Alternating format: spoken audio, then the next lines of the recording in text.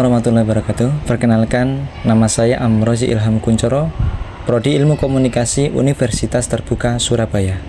Pada kesempatan kali ini, saya akan menjawab tugas satu logika yang telah diberikan. Yang pertama, jenis term dan juga contohnya. Yang kedua, sesat pikir, contoh sesat pikir, dan juga bagaimana agar kita bisa terhindar dari sesat pikir. Oke, yang pertama, jenis term dan juga contohnya.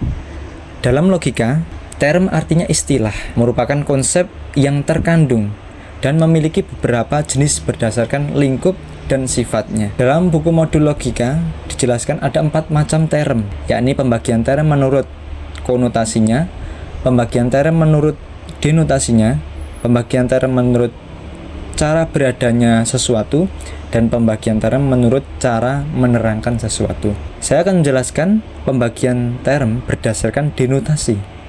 Term dapat dibedakan yang bersifat umum dan term yang bersifat khusus. Kalau term yang umum dapat mencakup keseluruhan hal-hal yang ditunjukkan tanpa terkecuali. Term umum dibagi menjadi 2. Ada term umum yang bersifat universal dan ada term umum yang bersifat kolektif.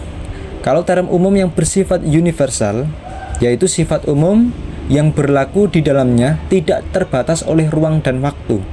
Contohnya organisasi, manusia, kemanusiaan, kemudian mahasiswa, persatuan, hewan, dan lain sebagainya.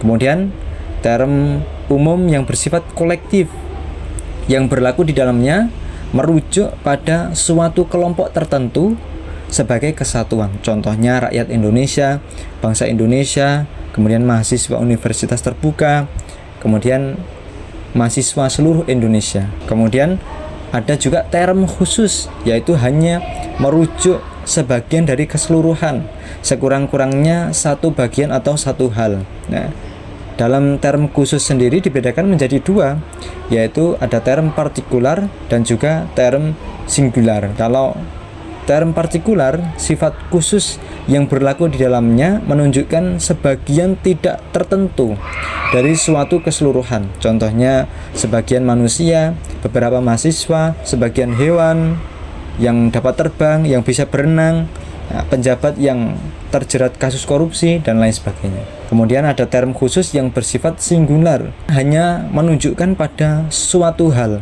atau suatu himpunan yang mempunyai hanya satu orang anggota saja. Contohnya Presiden ke-7 Indonesia, contohnya seorang proklamator sekaligus presiden. Kemudian yang kedua, apa itu sesat pikir? Sesat pikir merupakan kekeliruan dalam penalaran berupa kesimpulan-kesimpulan dengan langkah-langkah yang tidak sah karena melanggar kaidah-kaidah logika.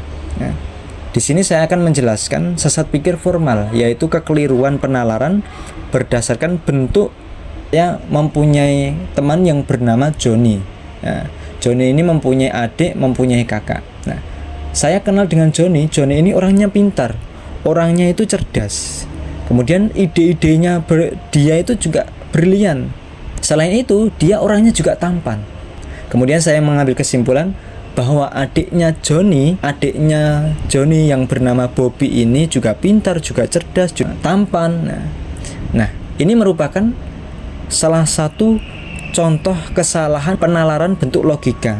Karena belum tentu adiknya atau kakaknya si Joni ini bisa mirip dengan Joni.